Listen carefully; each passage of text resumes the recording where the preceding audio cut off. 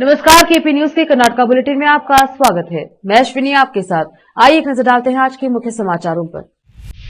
इस दिवाली मिट्टी के बर्तन में दीपक जलाए और कुम्हार का पेशा बचाए। बीदर में डीसीसी बैंक में पूर्व मंत्री, विधायक और बैंक के पूर्व अध्यक्ष स्वर्गीय गुरुपादप्पा नागमरपल्ली का जन्मदिन मनाया गया। तेलंगाना चुनाव, सिद्धरामैया डीके शिव कुमार का अभियान गारंटी पर ध्यान केंद्रित करेगा। सस्पेंस खत्म, कर्नाटका बीजेपी 17 नवंबर को नेता प्रतिपक्ष पर करेगी फैसला। पीएसआई एफडीए परीक्षा घोटाले का सरगना आरडी पाटिल महाराष्ट्र में पकड़ा गया।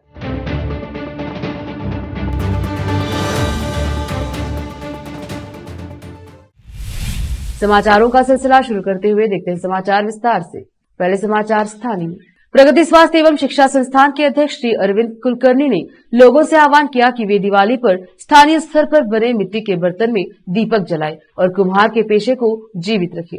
वह स्थानीय स्तर पर बने मिट्टी के बर्तन और अन्य सामान खरीद रहे थे। उन्होंने लोगों से ऑनलाइन ऑर्डर करने और कंपनी निर्मित सामान खरीदने के बजाय स्थानीय रूप से उत्पादित मिट्टी सामग्री का उपयोग करके कुम्हार के पेशे को प्रोत्साहित करने का आह्वान किया।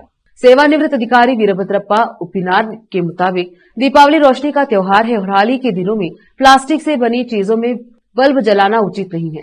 प्लास्टिक के अनावश्यक उपयोग और अपशिष्ट पदार्थों के अत्यधिक उपयोग से पर्यावरण प्रदूषित होता है। उन्होंने कहा कि अगर आप मिट्टी के बर्तन में तेल डालकर रुई की बत्ती से दीपक जलाएंगे तो इससे पर्यावरण को बढ़ावा मिलेगा और प्रदूषण को भी दूर करने में मदद मिलेगी। बिजली की रोशनी के कारण कई घरों में शॉर्ट सर्किट होने से भी आपदा हो सकती है और अनावश्यक रूप से बिजली का उपयोग करके सरकार पर बोझ डालना उचित नहीं। विशेष संवाददाता की रिपोर्ट।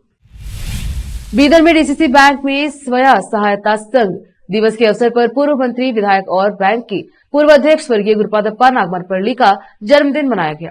इस मौके पर बीदर जिला प्रभारी मंत्री ईश्वर खंड्रे, मंत्री रहीम खान, विधान परिषद सदस्य अरविंद कुमार अरली, भीमराव पाटिल, डीसीसी के अध्यक्ष अमर खंड्रे, उपाध्यक्ष अभिषेक पाटिल, बीदर नगर सभा अध्यक्ष मोहम्मद गौसुद्दीन, बैंक के पूर्व अध्यक्ष उमाकांत नागमरपल्ली सहित अन्य बैंक के निर्देशक आदि उपस्थित रहे। कैमरामैन कृष्णा का कवरेज। जिला सहकार केंद्र बैंक ಬಗ್ಗೆ ನಿಮ್ಮೆಲ್ಲರಿಗೆ ಮಾಹಿತಿ ಇದೆ। ಇವತ್ತು ಯಾವುದೇ ಒಂದು ಜಿಲ್ಲೆ, ಯಾವುದೇ ಒಂದು ಪ್ರದೇಶ ಅಭಿವೃದ್ಧಿ ಆಗಬೇಕು ಅಂತ ಹೇಳಿದ್ರೆ ಮೊಟ್ಟ ಮೊದಲನೇದಾಗಿ ನಾವೆಲ್ಲ ಆರ್ಥಿಕವಾಗಿ ಸಬಲರಾಗಬೇಕು। ಆರ್ಥಿಕ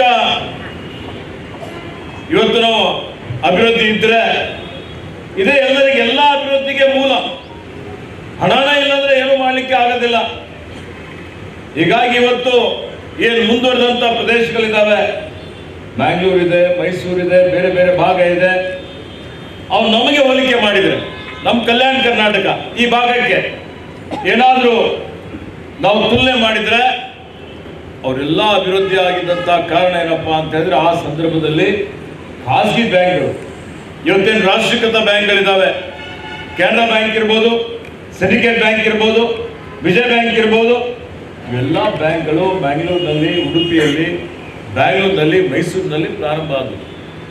ಹೀಗಾಗಿ ಅಲ್ಲಿರುವಂಥ ಜನರಿಗೆ ಬಹಳ ಸರಳವಾಗಿ ಅವರಿಗೆ ಸಾಲ ಸಿಕ್ಕುವಂಥ ಒಂದು ಪದ್ಧತಿ ಅವತ್ತಿನಿದ್ದು ನಮ್ಮ ಭಾರತದಲ್ಲಿ ಇರಲಿಲ್ಲ।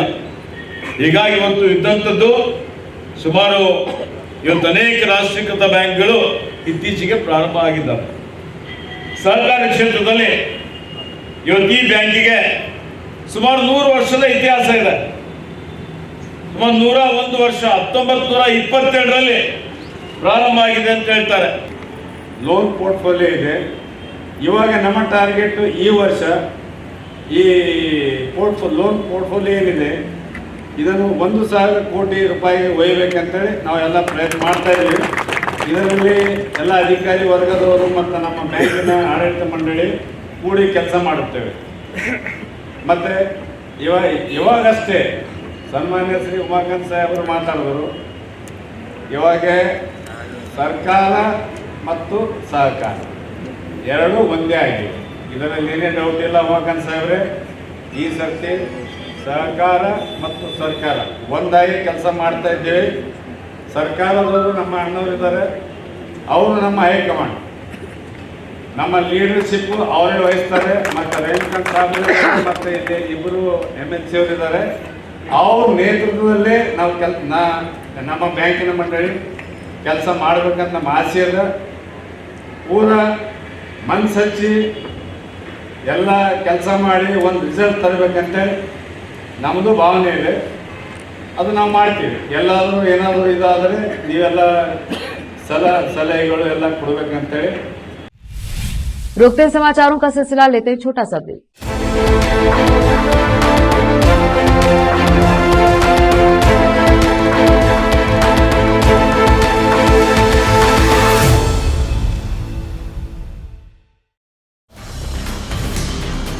हिंदुस्तान के हर कोने में हम हैं मौजूद।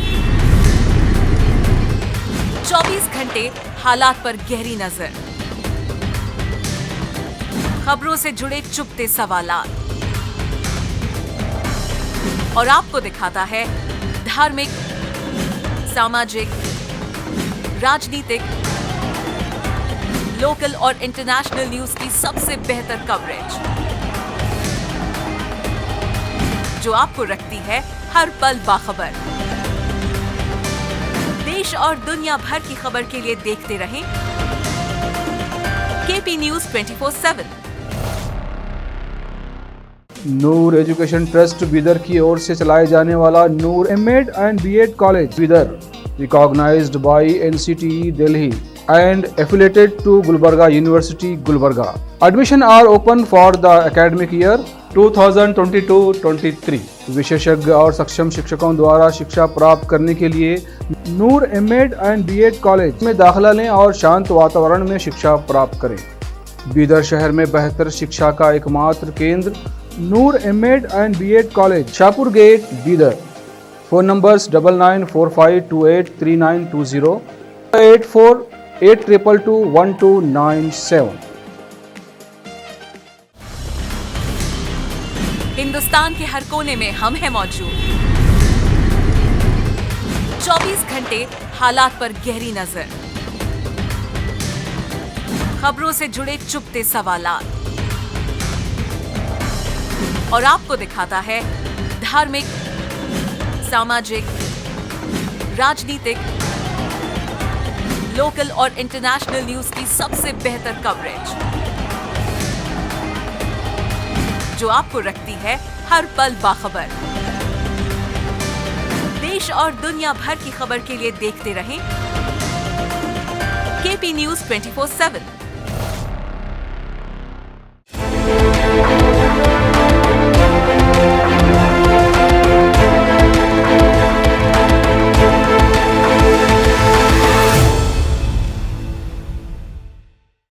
ब्रेक के बाद स्वागत है आपका, देखते हैं समाचार।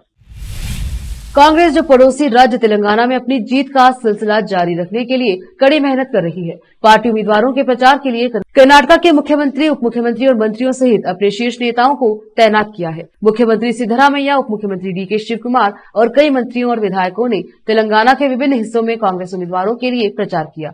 चुनावी राज्य के लिए रवाना होने से पहले शिवकुमार ने बेंगलुरु में संवाददाताओं से कहा कि कर्नाटक के 5 मंत्रियों और 40 विधायकों को पड़ोसी राज्य में प्रचार का काम सौंपा गया है।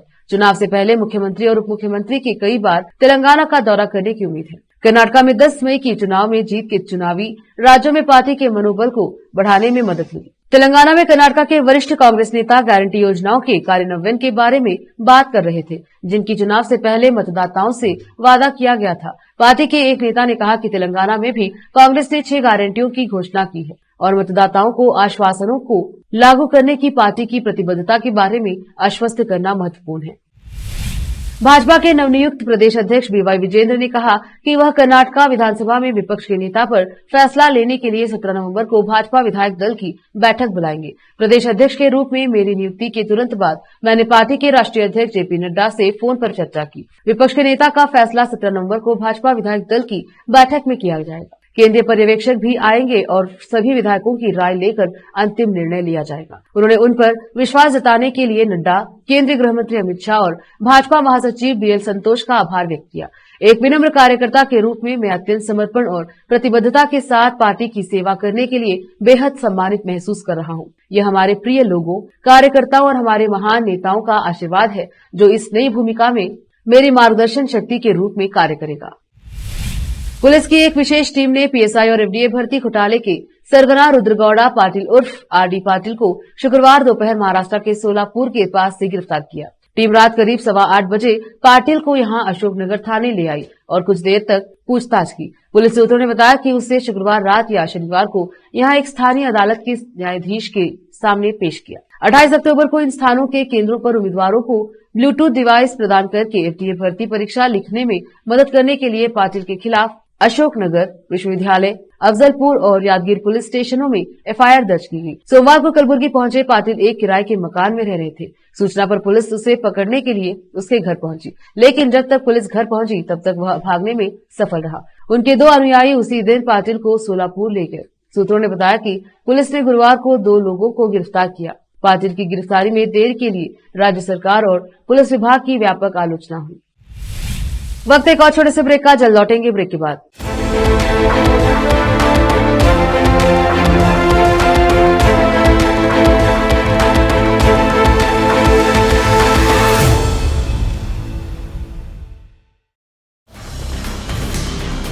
हिंदुस्तान के हर कोने में हम हैं मौजूद। 24 घंटे हालात पर गहरी नजर, खबरों से जुड़े चुपते सवालात और आपको दिखाता है धार्मिक, सामाजिक, राजनीतिक, लोकल और इंटरनेशनल न्यूज की सबसे बेहतर कवरेज, जो आपको रखती है हर पल बाखबर। देश और दुनिया भर की खबर के लिए देखते रहें KP news 24/7। Noor education trust Bidar की ओर से चलाए जाने वाला Noor MEd and BEd college Bidar, recognised by NCTE Delhi and affiliated to Gulbarga University, Gulbarga. Admission are open for the academic year 2022-23.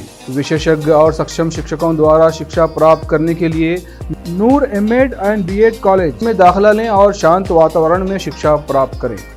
Bidar शहर में बेहतर शिक्षा का एकमात्र केंद्र Noor MEd and BEd college, Shahpur gate, Bidar.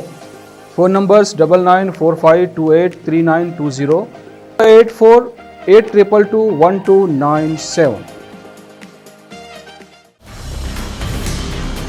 Hindustan के हर कोने में हम हैं मौजूद। 24 घंटे हालात पर गहरी नजर,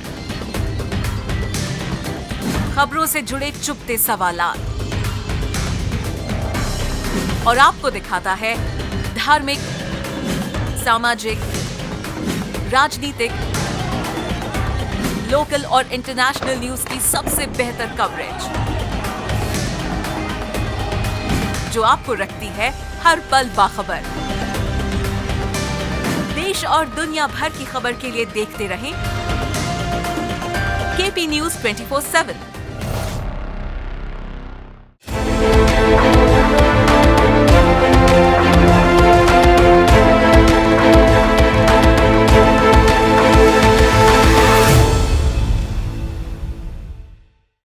ब्रेक के बाद स्वागत है आपका। देखते हैं समाचार।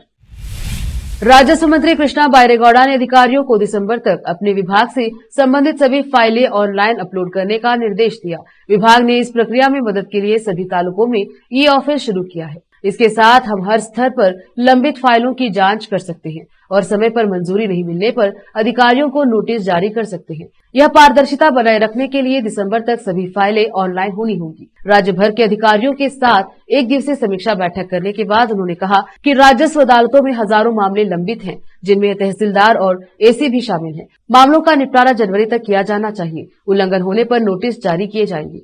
नियमानुसार तहसीलदारों के समक्ष राजस्व विभाग से संबंधित मामलों का निपटारा 90 दिनों के भीतर किया जाना चाहिए, लेकिन कुछ 5 साल से अधिक समय से लंबित है। उन्होंने कहा कि जब उन्होंने इस साल मई और जून में मंत्री पद संभाला था, तब ऐसी अदालतों में 59,349 मामले लंबित थे। अब इसे घटाकर आधा कर दिया गया है। हमारा लक्ष्य से 3 महीने में शून्य पर लाना है। बगैर हुकुम के तहत हजारों लोगों ने अक्रमा सक्रमा के लिए आवेदन किया है और 15 दिनों में 100 तालुकों पर बगैर हुकुम समितियां बनाई जाएंगी। कुल मिलाकर 9.8 लाख आवेदन लंबित हैं, लेकिन उनमें से कई को हटाया जाना है।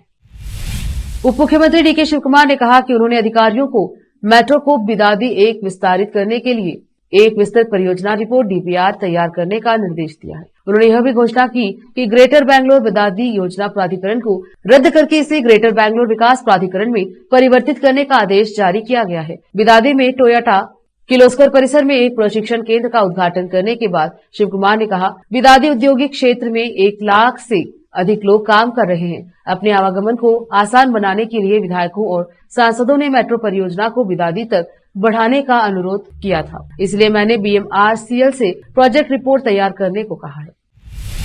बीजापुर में शुक्रवार को हजरत टीपू सुल्तान जयंती मनाई गई। जयंती के अवसर पर हजरत टीपू सुल्तान के चित्र पर फूलमाला अर्पित कर कार्यक्रम को शुरू किया गया, जिसमें कांग्रेस के वरिष्ठ नेता अब्दुल हामिद मुशर्रफ, इरफान शेख, कर्पूर, मैनू बिल्गी, अशफाक मंगोली सहित अन्य उपस्थित रहे।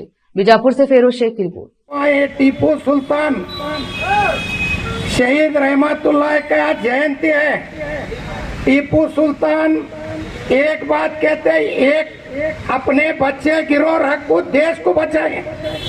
ये कौन बीजेपी वाले, कौन सा भी लीडर है, क्या भी बोलता है, क्या टीपू सुल्तान क्या तय कर को उन्होंने पूरे कर्नाटक को स्पष्ट है उनकी वहाँ टीपू सुल्तान के गुड़ी बनाई उन्होंने। हत्ती बेमार अच्छे जब गुड़ी बनाई, हर एक जात को ले जाते थे। ये थोड़े जने बोलते हैं ये क्या करें, टीपू सुल्तान स्पष्ट है काम करे वाले हिंदू मुसलमान सबको लेको एक एक टीपू सुल्तान एकले थे। उनके वास्तर बोलते हैं ये क्या करते हैं, टीपू सुल्तान क्या करें, उनका जाओ, उनका मकबरा देखो, गुड़ी बनाए देखो।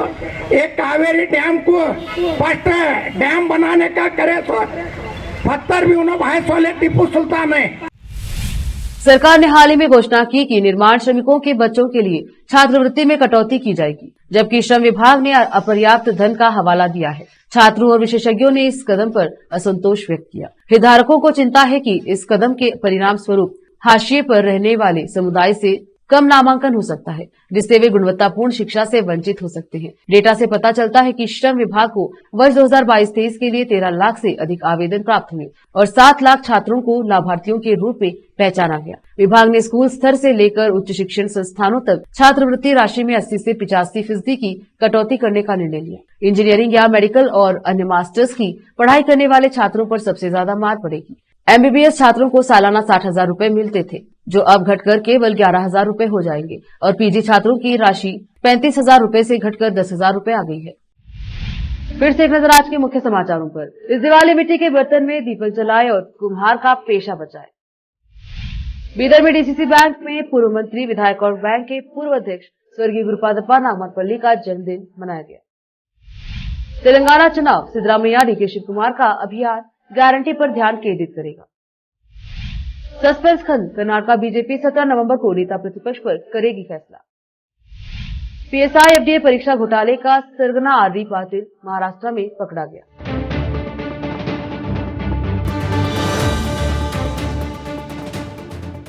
KP न्यूज के कर्नाटक बुलेटिन में आज इतना ही। देखते रहिए KP न्यूज 24/7। धन्यवाद।